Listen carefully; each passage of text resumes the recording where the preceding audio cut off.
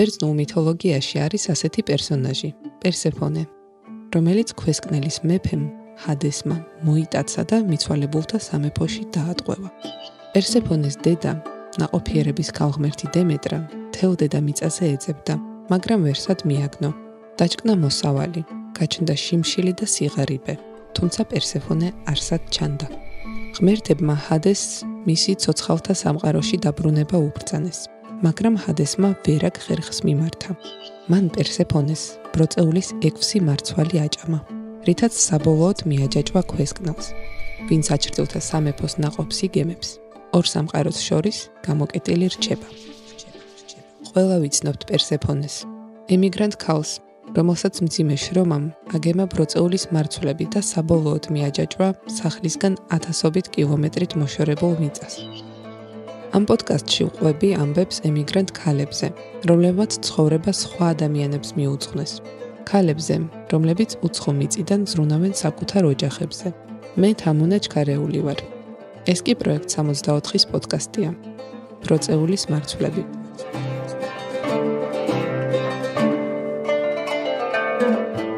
მარცვალი მე-6. ქალების იმედი უფრო მაქვს. მე ქუჩაში ვიდექი და ვაპროტესტებდი იმ რეალობას, რომელშიც ღორმოცელა ჩინოვნიკები არ ხეინად ცხოვრობდნენ ჩვენი ფულით. იმ ფულით, რომელიც შორს გადახვეწილი ემიგრანტი დედები შოულობდა, გვიგზავნით აკყოფ შვილებსა და ოჯახებს. ჩემი ბრძოლა გრძელდება და არ გავჩერდები, სანამ არ გავიმარჯვებთ და სანამ სამართალი პურს არ შეჭამს. ხომ იცი სამართლობას ვერ ავიტან. სულ მარტოს რომ მომიწიოს, მაინც არ შევწყვეტ ბრძოლას. არ და ვერ შევეგუები სამართლობას. ამ წელს მარტს დედის დღეს ხნეობა არ დაკარგო, გაძლიერდი და გამაგრდი. გავიმარჯვებთ სახელოვნად. მიყვარხარ, შენი შვილი ირაკლი ქერაშვილი.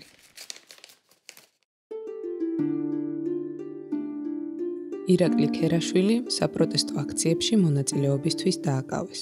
მას ჯგუფურ ძალადობაში სდებენ ბრალს.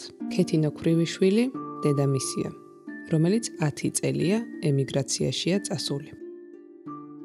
მე ეჭვება ამ პოდკასტის მსმენელი არ იცნობდეს ირაკლი ქერაშვილის და სხვა პოლიტპატიმრების საქმეებს, მაგრამ მაინც მოკლედ მოგიყვებით.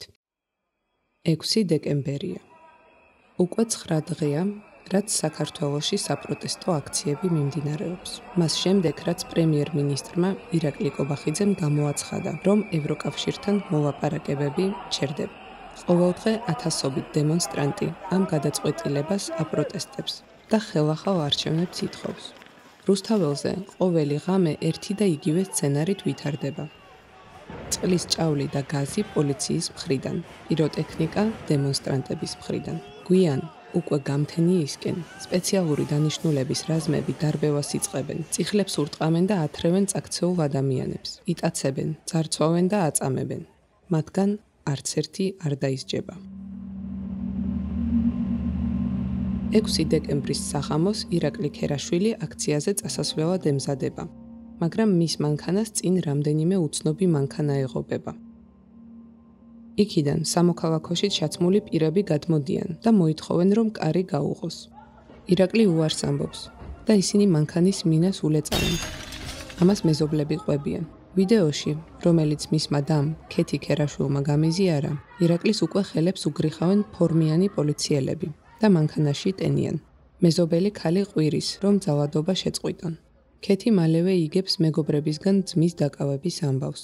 ამავე საღამოს გვიან ქეთი დედას ურეკავს იტალიაში. მითხრა რომ დედა არ შეგეშინდესო, კარგად არისო, ჯერ იმით დამიწყო, ნელა შემაპარა ეს ამბავი და 8-ში იყო სასამართლო. მე რატომღაც მეგონა რომ რაღაც გაუგებრობას ჰქონდა ადგილი და მას გამოუშვებდნენ, მაგრამ აი 8 დეკემბრიდან მოყოლებული მიდის ეს სასამართლო პროცესები, აგერ უკვე 8 თვეა რაც გავიდა მისი დაკავებიდან დრო და ჯერჯერობით აი მიდის სასამართლო პროცესები, ესეთი დაუსრულებელი. 62 წლის ქეთინო ქრივიშვილი ექიმია და 10 წელზე მეტია ემიგრაციაში მუშაობს იტალიის ქალაქ ტრენტოში. საზღვარგარეთ ყოფნა მისთვის სიახლე არაა. ის ადრეც დიდ ბრიტანეთში მუშაობდა, მერე ისევ საქართველოში, მერე იტალიაში. ქეთინოს ყოფილი მეუღლეც ექიმია და ორივე შვილიც. ირაკლი ქერაშვილი, ქალთა უფლებებისთვის მებრძოლი, სისხლის დონორი და უცებ მისი სახელის გვერდით ასეთი სიტყვები ჩნდება: მოძალადე, ბრალდებული, ორგანიზებული ჯგუფი. ეს მარტო ირაკლი ქერაშვილის ამბავი არაა. ნოემბერ-დეკემბრის აქციებზე, ჯგუფურ ძალადობაზე ახლა ორი საქმე მიმდინარეობს. 8 კაციან და 11 კაციან ჯგუფზე, სადაც ირაკლიცაა. ორივე ამ ჯგუფში სხვადასხვა პროფესიის ადამიანები არიან. მაგალითად, ირაკლის საკნის მეზობლები, ისტორიკოსი გური მირცხულავა და სტუდენტი ნიკა ჯავახიშვილი. მიუხედავად იმისა, რომ პროკურატურა ჯგუფურად ძალადობას ედავება, არაერთმა ბრალდებულმა, მათ შორის ირაკლიმ, ხაზი გაუსვა, რომ ერთმანეთი სასამართლოს დარბაზში გაიცნეს. მაგრამ ბრალდების ხაზს თუ გავყვებით, ეს 19 ადამიანი ორგანიზებულად, ჯგუფებად იყო ჩართული წინასწარ დაგეგმილ ძალადობაში და იმდენად საშიშია, წინასწარ პატიმრობაში უნდა გაატარონ ეს თვეები. 3 მოსამართლემ, ირაკლი შვანგირაძემ, ქეთევან ჯაჭვაძემ, თამარ მჭედლიშვილმა, ისინი წინასწარ პატიმრობაში დატოვეს. სასამართლოს არგუმენტი ასეთია: ასე ძალადობის განმეორებას აღკვეთავდნენ. ამ თვეების სასამართლოს ხდომებზე ჟურნალისტებმა ორივე საქმეში უამრავი უზუსტობა აღმოაჩინეს. მოწმე პოლიციელები ამბობდნენ, რომ აქციებზე ბნელოდა და თავდამსხმელებს ვერ ცნობდნენ. ორივე საქმის მთავარმა გამომძიებელმა, არსენ ხუნაშვილმა, ვერ დაადასტურა, რომ სავარაუდო ძალადობის ორგანიზატორებმა ბრალდებულებს ერთხელ მაინც პირდაპირ მისცეს რამე დავალება. მოწმეთა ჩვენებები კი ხან შეუსაბამო იყო, ხან გაჭრილი ვაშლივით ჰგავდა ერთმანეთს. ირაკლი ქერაშვილის საქმეში ერთ-ერთი მთავარი მასალა რამდენიმე წამიანი ვიდეოა, სადაც ბარიკადზე ასული პირბადიანი კაცი ფეიერვერკს ისვრის. სასამართლო ექსპერტიზა ამბობს, რომ ეს პირი ირაკლი ქერაშვილია. ხედი ახლოა, არ ჩანს ვის ესვრის, ან მით უმეტეს ვის ხვდება. სულ ესაა. ამ ეპიზოდის ჩაწერის მომენტში ირაკლი ქერაშვილისა და დანარჩენი 18 დაკავებულის საქმე ჯერ კიდევ განხილვის პროცესშია. მას და დანარჩენ ბრალდებულებს 4-დან 6 წლამდე პატიმრობა ემუქრებათ. მართალია, ხა ჩემი ირაკლი კრიმინალი არ გახლავდა, პოლიტ პატიმრობა ცოტა სხვა ფორმა არის, პატიმრობის დისიდენტური მოძრაობა ეს სხვა ფორმა არის, ეს პატრიოტიზმია, ეს უმაღლეს ხარისხში, მაგრამ რა არის, იცით, ჩემთვის მაინც ძალიან მძიმე იყო ეს ყველაფერი. ერთადერთი რის გამოც ეხლა კიცხავენ და რის გამოც ეხლა უნდათ რომ დააკავონ ეს ბიჭები, პატრიოტიზმია. ამ ოჯახში პროტესტი ირაკლიდან არ დაწყებულა. თავად ქეთინო 1978 წლის დემონსტრაციების მონაწილე იყო, როცა საბჭოთა კავშირმა გადაწყვიტა ქართულისთვის სახელმწიფო ენის სტატუსი მოეხსნა. მე მერვე კლასის მოსწავლე ვიყავი და რუსთაველზე იყო საპროტესტო აქცია, როდესაც უნდათ რომ საქართველოში რუსული ენა ყოფილიყო სახელმწიფო ენა და ეს იქნებოდა კრიზისი მთელი კულტურული საზოგადოებისთვის, საერთოდ კრახი იქნებოდა, ხა წარმოიდგინეთ, ქართველი მშობლიური ენის გარეშე. და ეს აშრებდა გონდა მაშინ და მაშინ მთელი საქართველო იდგა რუსთაველის გამზეზე და აი ამ მოვლენების მე აქტიური მონაწილე ვიყავი 90-იან წლებში, როდესაც ეს მოვლენები იყო რუსთაველზე 9 აპრილის მოვლენები, მე საქართველოში არ გავხდით, მაგრამ მამამისი იყო ძალიან ისეთი აქტიური მონაწილე. დროთა განმავლობაში ეს ინფორმაციები ბავშვების მეხსიერებაში ილექება და რა თქმა უნდა ეს ამან საპროტესტო ტალღა გამოიწვია. და-ძმა ქერაშვილები საქართველოს ათასობით მოქალაქესთან ერთად რუსთაველზე ათენებდნენ და აღამებდნენ. პირისპირ იდგნენ სპეცრაზმის წინ. ირაკლი მოხალისეობრივ პირველად დახმარებას უწევდა დაშავებულებს. ქეთინოსთვის რთული წარმოსადგენი იყო, რომ შვილს შეიძლება მძიმე მუხლით უყენებდნენ ბრალს. თავიდან ვერ ხვდებოდა, რას ედავებოდნენ ირაკლის და მხოლოდ თებერვალში, როცა შვილთან პაემანზე ჩავიდა, მიხვდა, რომ უბრალო გაუგებრობას არ ჰქონდა ადგილი. პირველად პროვექტი საფრთხეში საკმაოდ დაბიტი ახლა დედა რა თქმა უნდა ემოციებს ვერ მოთოკავ რომ იმიტომ რომ ირაკლი ასეთ სიტუაციაში თქვენთვის წარმოუდგენელი იყო ახლა არის ოჯახები რომ შეჩეული არიან აი მithumet 90 წლებიდან მოყოლებული ძალიან ბევრი ისეთი საკმაოდ კარგი ოჯახები, წესიერი მოხდა ისე, რომ ბავშვები გაეპარათ, მშობლები ემიგრაციაში იყვნენ და რაღაც კრიმინალი ჩაიდგინეს და აღმოჩნდნენ ციხეში და იმ ოჯახებს რო უყურებ, რაღაცნაირად ოჯახი თითქოს ეგუებაო და ჩემთვის ეს იმხელა თავზარდამცემი მოვლენა იყო. ქეთინომ სამშობლოში 1 თვე გაატარა. სამსახურში მის ამბავს გულისხმიერებით მოეკიდნენ, მაგრამ მეტხანს ვერ დარჩებოდა. 25 მარტი, მისი დაბრუნების დღე, სასამართლო პროცესს დაემთხვა.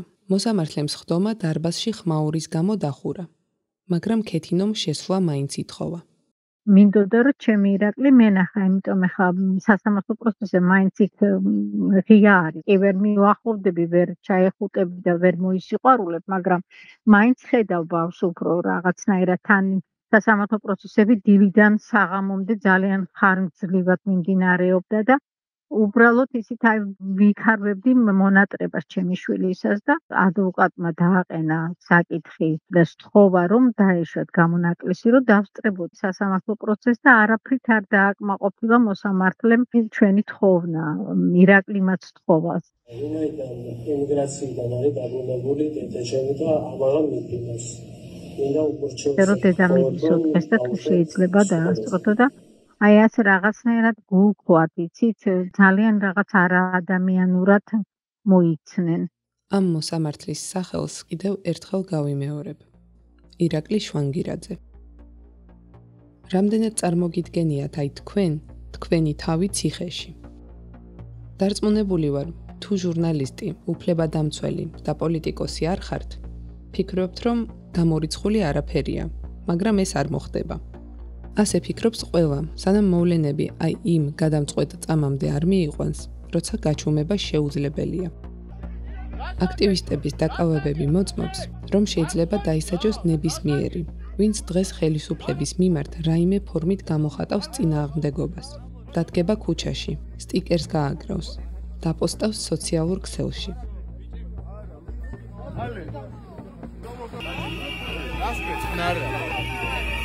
უსაფუძვლოდ იჭერენ ადამიანებს, გამოვაცალეთ ხელი და რამდენიმე დაიჭერეს, ბებოსაც არ ვიცი, გაჭყილდეს ლამის დაარტყეს და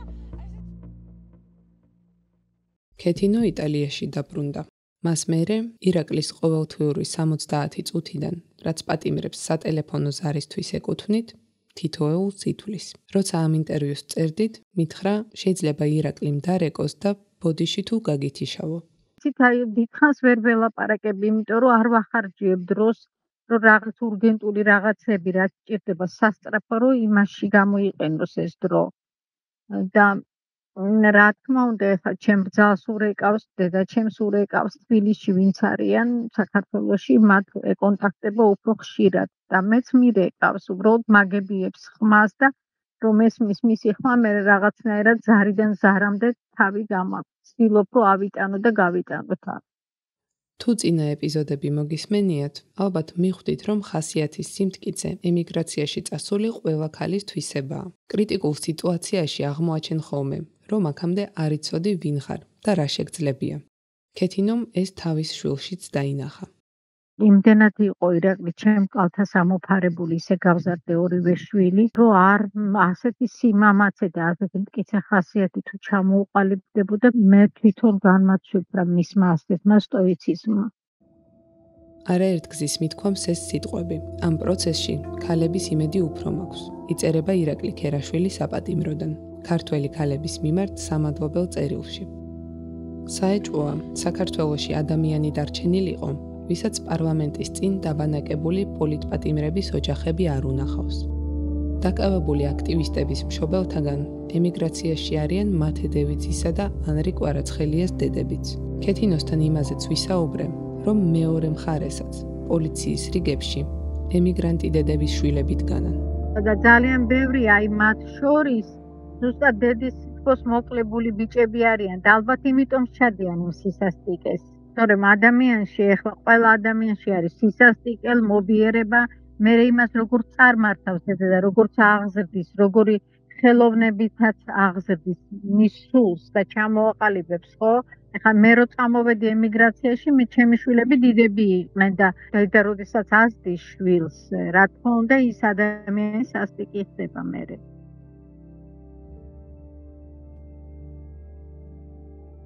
იტალიის პატარა ქალაქში, ტრენტოში, სადაც ქეთინო ცხოვრობს. იმდენი ემიგრანტია, რომ მისი თქმით, მშობლიურ ენაზე საუბარიც კი არ ენატრება.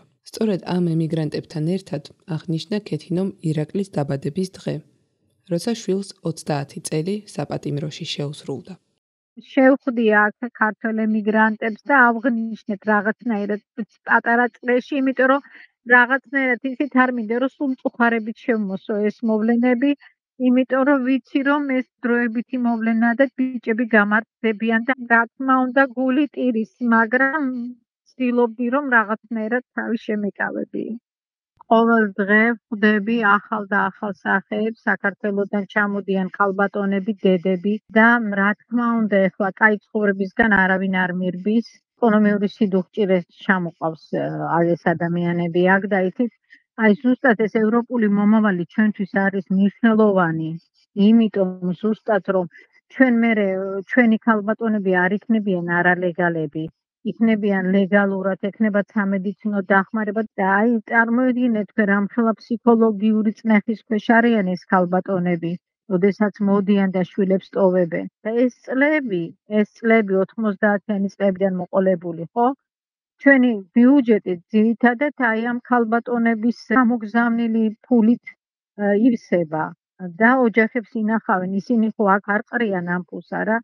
და ეხლა თქვენ წარმოიდგინეთ რამხელა რთულია ფინანსურადაც და ფსიქოლოგიურითაც ამ ქალბატონებისთვის, მით უმეტეს უხდებათ ავადმყოფების მოვლა. ეხლა როდესაც ადამიანი არის სამედიცინო განათლებით, მისთვის ეს არ არის ამხელა ტვირთი, მაგრამ სხვა პროფესიის ადამიანებისთვის ეს ძალიან რთულია. ემიგრანტები ერთმანეთს განსაკუთრებულად ეხმარებიან. ქალები, რომლებიც მუხლ-ჩაუხრევად მუშაობენ, საქართველოში ოჯახის წევრებისთვის ქირის, განათლების და იპოთეკის გადასახდელად, მიუხედავად ამ მძიმე ტვირთისა, ქეთინოს მაშინ დაუდგნენ გვერდში, როცა ყველაზე მეტად სჭირდებოდა. ისეთი ქალბატონები, რომლებსაც ნამდვილად ვიცი, რომ ძალიან რთული სამუშაოები აქვთ და ის რო დაგირეკავთ და რო გეტყვის, რომ ჩვენ შენს გვერდში ვართ, ფინანსები ხო არ არის საჭირო, არ მოგერიდოს. ეს იმდენად ის იყო ამაღელვებელი, ეხლა შემეტირება. არსებობს გადამწყვეტი მომენტები, რომელიც ცხოვრებას ცვლის. ამ მომენტის დაჭერას, როგორც წესი, ვერ ვასწრებთ და მოგვიანებით გვახსენდება ხოლმე. შეიძლება აქციაზე იდექი და მოულოდნელ ჩაჩქოლში პოლიციამ მანქანაში შეგათრია და აი უკვე ბრალდებული სკამიდან უყურებს საკუთარ ოჯახს. შეიძლება ქალი ხარ სოფლიდან, რომელიც თვითმფრინავშიც კი არ მჯდარა და ერთ დღესაც აღმოაჩენ, რომ უკვე ბორტზე ხარ და ყოველი წამი საყვარელ ადამიანებთან განშორების ყულაბაში მიდის. შეიძლება კანონმორჩილი მოქალაქე ხარ, ვინც სამსახურში დღეს და ღამეს ასწორებდა და აი ახლა ყალბი პასპორტით უცხო ქვეყნის საზღვარი უნდა გადავახო. ამას ვერასდროს წარმოვიდგენდი. ამ პოდკასტის უკლებლივ ყველა ეპიზოდზე მუშაობისას ეს წინადადება ერთხელ მაინც მოვისმინე. ქალებს, რომლებმაც მხოლოდ ერთი ენა იცოდნენ, ნულიდან მოუწიათ უცხო ქვეყანაში ცხოვრების დაწყება. მასწავლებლებს, ხელოვანებს, იურისტ ქალებს ვერ წარმოედგინათ, რომ სამშობლოდან შორს მოხუცების 24 საათიანი მომვლელები გახდებოდნენ. ემიგრაციაში წასულ დედებს ვერ წარმოედგინათ, რასის სწრაფით გაიზრდებოდნენ შვილები. შვილებმა კი არ იციან, როგორ ცხოვრობენ დედები მთელი ამ წლების მანძილზე. და არც ერთ დედას არ წარმოუდგენია, რომ მისი შვილი ოდესმე ბრალდებული სკამზე აღმოჩნდება. ბევრი ქალისთვის ემიგრაციაც ერთგვარი ციხეა, რომელშიც სახელმწიფომ ჩასვა. რომ არა სიდუხჭირე, ძალადობა, ჩაკეტილი საზოგადოება, უპერსპექტივობა, რამდენი ადამიანია ერჩევდა ნებაყოფლობით სახლის და საყვარელი ადამიანების მიტოვებას. მაგრამ არსებობს ემიგრაციის მეორე მხარეც, გამოცდილება, რომელიც გცვლის და გამბედაობას გაძლევს. მიცვალებულთან მიახლოების გეშინოდა, ახლა კი მშვიდად უხუჭავ თვალებს. მთელი ცხოვრება მაგიდასთან გაატარებ და ახლა უდაბნოში ტრაილერს ატარებ. საჰაერო შეტევის განგაში გესმის და თავშესაფარში მშვიდად ჩადიხარ.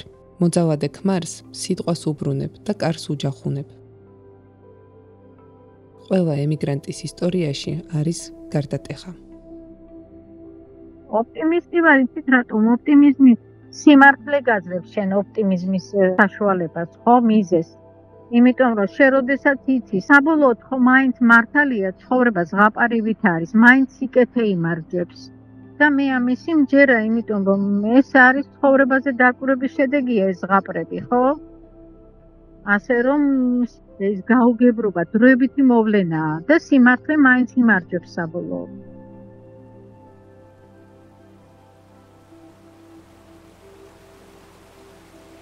საქართველო ჩემთვის ასოცირდება ჩქარი მდინარეების ხმაურთან, მათ დინებასთან, იმიტომ რომ ყველაფერი ცუდი ჩაივლის და საქართველო ყოველთვის მარადეულად იარსებებს.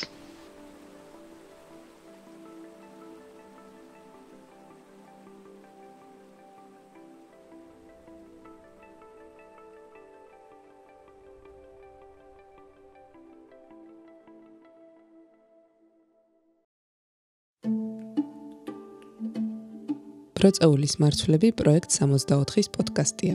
მე მისი ავტორი ვარ, თამუნა ჩქარეული. ეს პროწეულის მარცვლების ბოლო ეპიზოდი იყო. თუ ამ პოდკასტს პირველად უსმენდით, დაუბრუნდით პირველ ეპიზოდს და მოусმინეთ ემიგრაციის კიდევ 5 განსაკუთრებულ ამბავს. თუ უკვე ყველა ეპიზოდს მოусმინეთ, მადლობა რომ ჩემთან ერთად იმოგზაურეთ და მოусმინეთ ძლიერი და თავდადებული ქალების ამბებს, რომლებიც ქვეყანას არჩენენ. შემდეგ კვირას იმაზე ვისაუბრებ, როგორ შეიქმნა პროწეულის თითოეული მარცვალი და რა ვისწავლე ამ პროექტზე მუშაობის დროს. თუ შეკითხვები გაქვთ, შეგიძლიათ კომენტარებში დატოვოთ და აუცილებლად ვუპასუხებ.